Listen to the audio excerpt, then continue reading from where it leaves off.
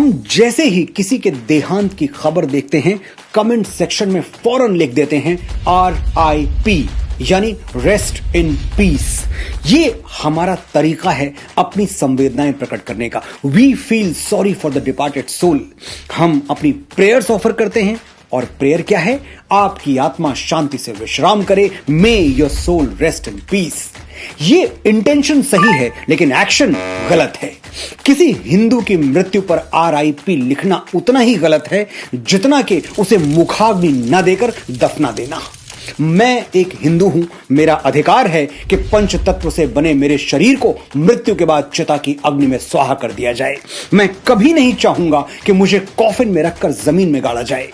जितनी बार हम किसी हिंदू या सनातनी की तस्वीर के नीचे RIP लिखते हैं, जाने अनजाने हम उसके उचित अंतिम संस्कार का तिरस्कार करते हैं, उसे अपमानजनक विदाई देते हैं। किसी दिवंगत हिंदू के लिए RIP लिखना क्यों गलत है, और यह गलत है तो फिर सही क्या है? सिर्फ 1 मिनट मुझे ध्यान से सुनिए, आपको सारे उत्तर मिल जाएंगे। RIP लिखने की परंपरा इस्लाम और क्रिश्चियनिटी से आती है। वो कयामत के दिन में विश्वास करते हैं, जिसे रोजे महशर या जजमेंट डे भी कहा जाता है। क्या होगा उस दिन? सारे मुर्दे जाग उठेंगे और खुदा उनका इंसाफ करेगा। इसी जजमेंट डे के लिए मुर्दों को कब्र में इंतजार करना पड़ता है और उनके लिए रेस्ट इन पीस की दुआएं की जाती हैं। लेकिन सनातन की परंपराएं 100% साइंटिफिक हैं, इसीलिए हमारे यहां RIP जैसी कोई थ्योरी है ही नहीं। भगवान श्री कृष्ण भगवद गीता के अध्याय 2 श्लोक संख्या 22 और 23 में कहते हैं, वासांसि जीर्णानि यथा विहाय नवानि गृह्णाति नरो पराणि तथा शरीराणि विहाय जीर्णान्यन्यानि संयति नवानि देहि नयनम छिन्दन्ति शस्त्राणि नयनम दहति पावकः न चैनम क्लेदयन्तापो न शोषयति मारुतः।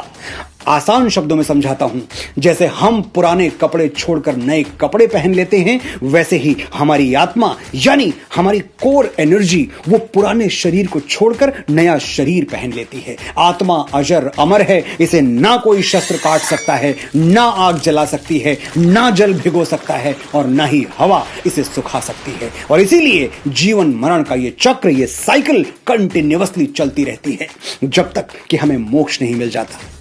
आपने ध्यान दिया होगा, मैंने आत्मा को एनर्जी कहा। क्यों कहा? समझाता हूं। आत्मा पर एग्जैक्टली वही साइंटिफिक लॉज अप्लाई होते हैं जो एनर्जी पर। थर्मोडायनेमिक्स का पहला नियम क्या है? Energy can neither be created nor destroyed but can only change form, यानी ऊर्जा को न बनाया जा सकता है न मिटाया जा सकता है, बस इसे एक रूप से दूसरे रूप में परिवर्तित किया जा सकता है। श्री कृष्ण ने हजारों साल पहले यही बात कही थी, लेकिन हम अपनी आदत से मजबूर हैं। हम तब तक नहीं मानते जब तक कोई विदेशी ना बोल दे।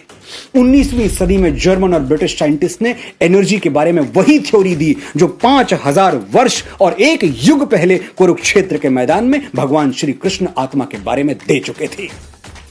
ना कोई भाई, न बेटा, न भतीजा, न गुरु, एक ही शक्ल उभरती है हर आईने में। आत्मा मरती नहीं, जिस्म बदल लेती है। धड़कन इस सीने की जा छुपती है उस सीने में।